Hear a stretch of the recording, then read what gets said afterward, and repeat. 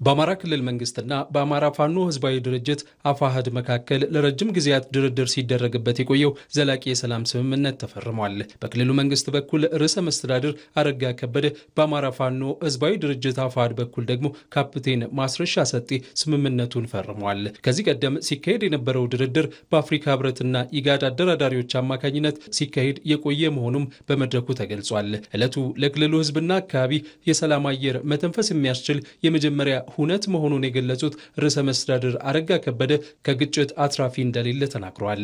የዘላቂ ሰላም ስምምነቱ ሂደት ችግሮችን በውይይት የመፍታት ልምምድን እንደሚያጎናጽፍም ገልጸዋል። ከግጭት ማንም አያተርፍም። ሁለቱ ተፋላሚ ወገኖችም ሆኑ በዚህ ውስጥ የሚኖረው ህዝባችን በብዙ ጉዳትን ያስከትል ካልሆነ በስተቀር ማንም ከግጭት አያተርፍም። አሸናፊም ተሸናፊም የለም። በግጭትም ተጀምሮ በግጭት የተናቀቀ ጥቅምም መብትም የለም። ነገር ግን ዛሬ እንዳደረግነው በሰላም ሁላችንም እናተርፋለን። ከዚህ ማንም ያተርፋል። መንግስት ያተርፋል። ለህዝብ ጥያቄ አለም ብለው ከዚህ ቀደም ግጭቱ የነበሩ ወንድሞቻችንም በትልቁ ያተርፋሉ። ሌላው ቀርቶ በትልቁ ደግሞ ህዝባችን በእኛ ግጭት ምክንያት ሁለመናው ያጣዋለው ህዝባችን ደግሞ በትልቁ ያተርፋል፣ በትልቁ እፎይታን ያገኛል።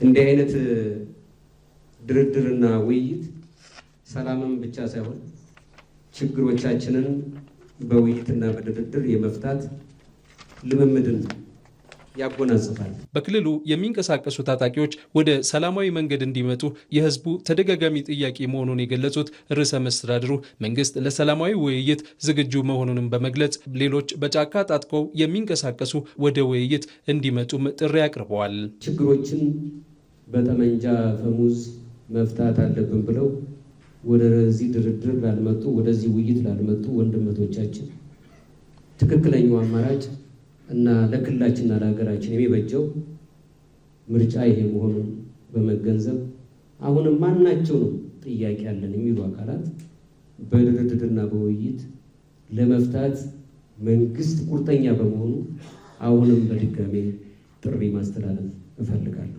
የአማራ ፋኖ ህዝባዊ ድርጅት አፋሕድን ወክለው ከክልሉ መንግስት ጋር ዘላቂ የሰላም ስምምነቱን የተፈራረሙት ካፕቴን ማስረሻ ሰጤ በበኩላቸው የግጭቶች መቋጫ ውይይት መሆኑ ሊታወቅ ይገባል ብለዋል። እንደሚታወቀው በጦርነት ተጀምሮ በጦርነት ያለቀ ታሪክ የለም። አፍተር ዋር ዜር መስት ቢ ኤ ፒስ ፕሮሰስ። ውጊያው ቢቀጥል ከዚህ በላይ ህዝባችን መሸከም አይችልም። በሁለተኛ መንገድ ለኢትዮጵያ ህዝብም ለአፍሪካ ህዝብም አጠቃላይ ለዓለምም በንግግር ነገሮችን ለመፍታት ችግሮችን ለመፍታት አስተማሪ ሆኖ መገኘት ብልጠት የፖለቲካ ዊዝደም እንጂ ሽንፈት እንዳልሆነ በውይይታችን አይተናል። የኢትዮጵያን መበታተን ከሚፈልጉ ኃይሎች ጋር የሚደረግ ግንኙነት የህዝብን ጥያቄ እንደማይመልስ የተናገሩት ካፕቴን ማስረሻ ሰጤ እነዚህ አካላት ወደ ውይይት እንዲመጡም ጥሪ አቅርበዋል።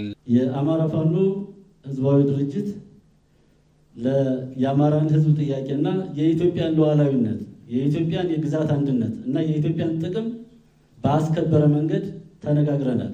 ኢትዮጵያ እንድትበታተን ከሚፈልጉ ኃይሎች ጋር የሚደረግ ግንኙነት አጥፊነት እንጂ የህዝብ ጥያቄም እንዳልሆነና በዚያ መንገድም የህዝብ ጥያቄ መመለስ እንደማይችል ተረድተው በሌላ መንገድ ያሉ በተለያዩ የኢትዮጵያ አካባቢ ያሉ ትጥቅ አንስተው የሚንቀሳቀሱ ወገኖች ይህንን ፈለግ በመከተል ወደ ውይይት መጥተው በጠረጴዛ ዙሪያ ችግሮቻቸውን ተነጋግረው እንዲፈቱ ጥሪ እያቀረብኩ ለተደረገው ስምምነትና ንግግር እና ይህንን ፋሲሊቴት ላደረጋችሁ በሙሉ የከበረ ሰላምታዬን አቀርባለሁ።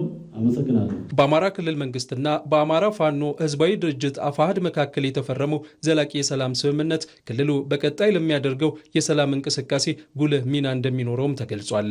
ስምምነቱ ለአፍሪካዊ ችግሮች አፍሪካዊ መፍትሄ ለመስጠት የተያዘውን አካሄድ የሚያሳይ መሆኑም ተገልጿል።